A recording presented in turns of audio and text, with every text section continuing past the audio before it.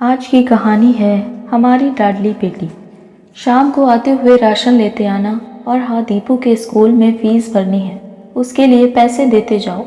बीवी की इस मांग पर जेबें उल्टी करके दिखाने के सिवाय बलजीत के पास कोई दूसरा विकल्प नहीं था। माथे पर चिंता की लकीरों के साथ सुबह तो बड़ा भाई अपने काम पर निकल गया, लेकिन उस शाम बलजीत ने पूरे परिवार के सामने इस आर्थिक संकट को दूर करने के लिए एक प्रस्ताव रखा। क्यों ना हम उस प्लॉट को बेच दें जिसे बापूजी ने रेखा को शादी में देने के लिए खरीदा था। बेटी को दी हुई चीज वापस नहीं मांगते, पाप लगता है। रेखा का जन्म होते ही घर खुशियों से भर गया था, तभी तुम्हारे बाप ने यह तय कर लिया था कि ये प्लॉट रेखा का है, जो उसे उसकी शादी में दिया जाएगा। माँ ने अपना विरोध जताते हुए कहा, कौन सी बेटी?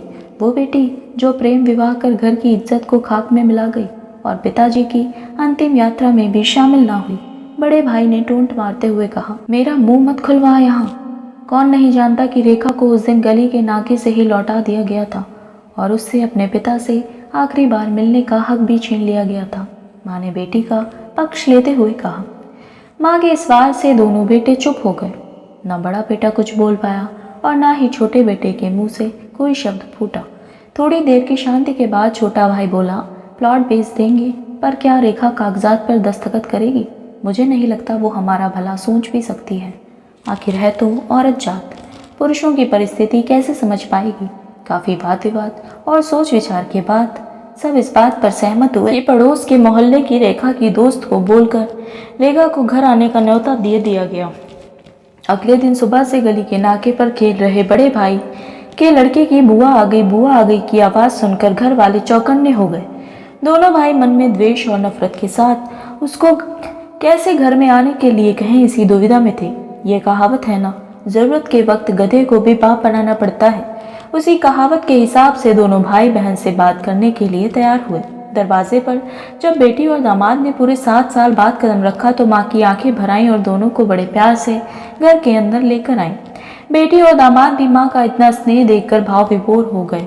शाम को साथ में बैठे बेटी दोनों बेटों और दामाद के आगे हिचकिचाते हुए माँ ने ही प्लॉट का मुद्दा उठाया। रेखा उसी दिन से ये सोच रही थी कि ऐसी क्या बात हो सकती है जो खड़ूस भाई उसे बाप का मुंह पे दिखाने के खिलाफ थे, वो अचानक इतने कैसे पिघल गए। लेकिन अब उसको सारी बात समझ में आ गई। रेखा ने तिरछी नजर से पति की तरफ देखा तो वो बोल पड़े, देखिए माँ जी, शादी से पहले जो कुछ आपका था वो आप ही का रहेगा। ना उस पर मेरा या रेखा का कोई हक था, ना है, ना ही भविष्य में हम मांगेंगे। इसलिए आप निश्चिंत होकर उस प्लॉट के साथ जो करना है कीजिए। आप जहाँ कहेंगे हम वहाँ साइन कर देंगे। सुबह से अपने जीजा से नजरें चुरा रहे दोनों भाइयों ने अब अपने जीजा को अच्छे से देखा। सुबह प्लॉट के कागजात पर बहन के दस्तखत लेकर काम खत्म किया जाए, ये तय हुआ। सब इस मीटिंग को खत्म कर उठ ही रहे थे कि टीवी पर अनाउंसमेंट हुआ कि आने वाले 21 दिनों तक देश में लॉकडाउन लगाया जा रहा है। ये रेखा के पति ने फोन पर बात करने के बाद कहा, अब हम क्या करेंगे रेखा? कल की बस भी रद्द हो गई और 21 दिनों तक कोई बस नहीं है, हम तो फंस गए। इस खबर से दोनों भाई बहुत निराश हो गए, क्योंकि एक तो उनकी आमदनी कम थी, ऊपर से 2 लोगों का और खाने पीने का बोझा बढ़ गया था। लेकिन माँ अंदर ही अंदर खुश थी, क्योंकि इतने बरसों बाद घर वापस लौटी बेटी इसी बहाने कुछ दिन आराम से उसके साथ रह पाएगी। दोनों भाई सब्जी और फल बेचा करते थे। कुछ दिनों में ही लॉकडाउन के चलते लोगों ने उनसे सब्जियां और फल खरीदने बंद कर दिए। पहले से खराब उनकी आर्थिक स्थिति और ज़्यादा खराब होने लगी और वो मन ही मन रेखा के कदमों को अशुभ मानने लगे।